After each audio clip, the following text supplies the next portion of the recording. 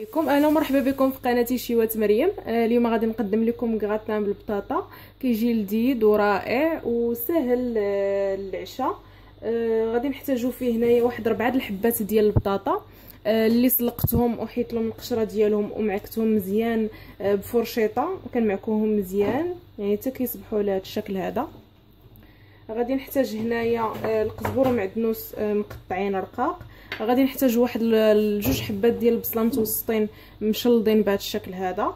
غادي نحتاج واحد صدر ديال الدجاج مقطع مكعبات صغيره بهذا الشكل هذا. غادي نحتاج هنايا واحد 5 ديال الحبات ديال الطماطم اللي خديتهم وطحنتهم في مولينكس، يعني بالجلوف ديالهم وبالزريعه ديالهم. الا بغينا اننا نحكوهم، ولكن انا هنا كنفضل انني نطحنهم حيت يعني كتجي سهل من انني نحكهم في الحكاكه. بالنسبه للعطريه غادي نحتاجو هنايا تحميره سودانيه، الملحه والبزار، وطبيعه الحال زيت المائده باش غادي نشحروا هاد المكونات هذه اللي عندنا. مقلاة وضعت فيها القليل من الزيت، غادي نوضع فيها نصف الكميه ديال هاد البصله هذه. غادي نشحرها مزيان تدبل ونضيف عليها الدجاج. ما تشحرت هاد البصيله شويه غادي نضيف عليها هاد الصدر ديال الدجاج مقطع مكعبات صغيره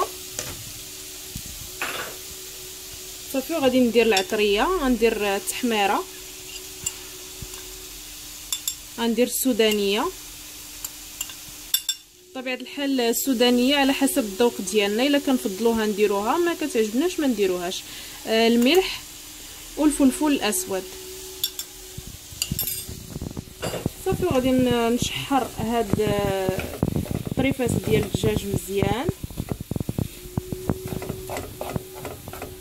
من بعد ما تشحر الدجاج غادي نحيدو من هاد المقله هادي وندوز باش نشحر صلصه الطماطم. هنايا في نفس المقله من بعد ما حيت الدجاج غادي نجيب ديك صلصه الطماطم محكوكه مطحونه، خويتها هنايا في المقله. غادي نضيف هنايا معلقه ديال التحميره، الملحه والبزار. بطبيعه الحال الملحه والبزار على حسب الذوق ديالنا.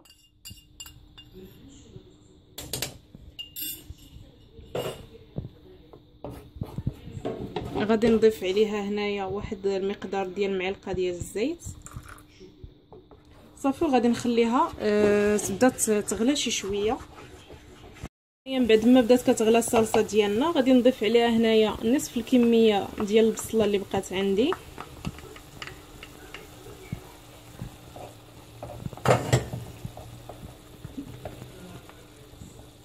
غادي نضيف عليها هنايا عاود نصف الكميه اللي عندي من القزبور ومعدنوس مقطع صافي. وغادي نحرك جميع هاد المكونات هذه مع بعضياتها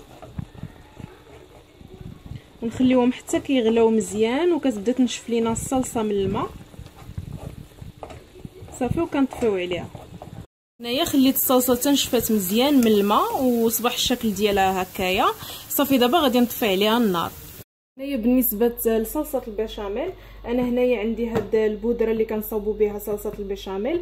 الا ما كانش متوفر عندكم هذه في البيت بامكانكم يعني انكم ديروا معلقه الزبده مع معلقه ديال الدقيق وكاس ونص ديال الحليب. انا هنايا عندي البودره غادي ندير معلقه كبيره منها مع كاس ديال الحليب. هنايا كميه من البودره ديال صلصه البشاميل. كما قلت لكم بامكانكم تحضروها بالطريقه العاديه اللي هي معلقه الزبده مع معلقه ديال الدقيق اللي كنوضعوهم في كاسرونه صافي. وكنخلطوهم مزيان وكنضيفوا عليهم كاس ونص ديال الحليب. انا هنايا غادي ندير معلقه ونص من هاد البودره هذه. غادي نضيف عليها هنايا كاس ديال الحليب صافي. وغادي نخلط هاد المقادير هذه كلها مع بعضياتها حتى تعقد ليا. هانتوما كتشوفوا معايا الخليط ديال صلصه البشاميل ديالي ها هو عقاد صافي. دابا غادي نطفي عليها النار. انا هنايا كنفضل هاد البودره ديال صلصه البشاميل لانها كتجي سهله ودغيا كتوجد، يعني ما كنحتاجو فيها لا زبده لا دقيق. هذيك البودره فيها كل شيء، يعني فيها حتى البزار والكوزه فيها. بعد ما وجدت جميع المكونات، الدجاج وصلصه الطماطم وهنايا صلصه البيشاميل. هنايا بقات لي البطاطا، درت معاها شويه د الملحه وشويه د الابزار. غادي نضيف معاها هاد القزبور والمعدنوس اللي بقاو لي صافي، وغادي نخلط جميع هاد المكونات هذه مع بعضياتها حتى تنسجم. دابا وجدت هنايا المول اللي غادي يدخل الفران. غادي نجيب هنايا هاد صلصه الطماطم وغادي نفرشها هنايا لتحت.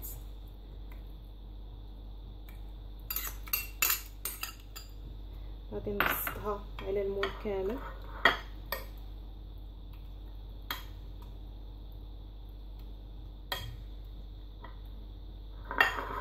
بهذا الشكل هذا صافي. هنايا غادي نبدا نجيب كميه من البطاطس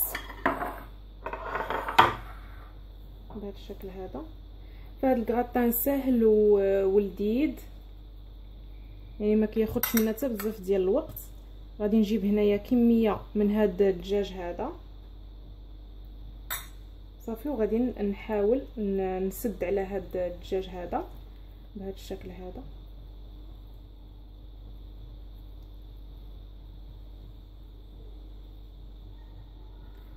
بهذا الشكل هذا صافي، وغادي نوضعها فوق من هاد الصلصه هذه. انا غادي نبقى مستمره بنفس الطريقه تنكمل الكميه ديال البطاطس اللي عندي ونرجع معكم. لما كملت هنايا التعمر ديال البطاطا ديالي فكيجي الشكل ديال الكغطان هكذا. غادي ناخذ هنايا هاد صلصه البيشاميل اللي حضرت وغادي نبدا نصبها بهذا الشكل هذا فوق هاد الكرات ديال البطاطس اللي عندي.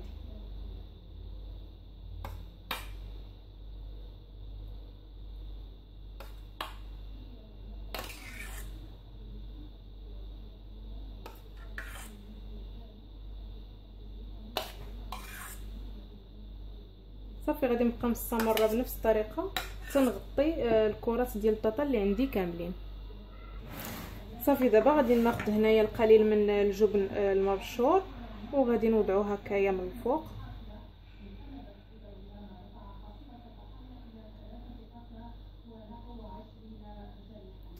صافي وغادي ندخلو للفران على درجه حراره متوسطه تيتحمر من الفوق ونخرجوه نقدموه بالصحه والراحه.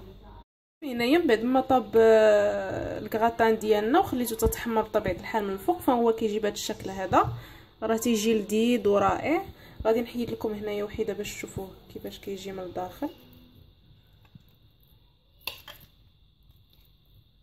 كيجي بهذا الشكل هذا،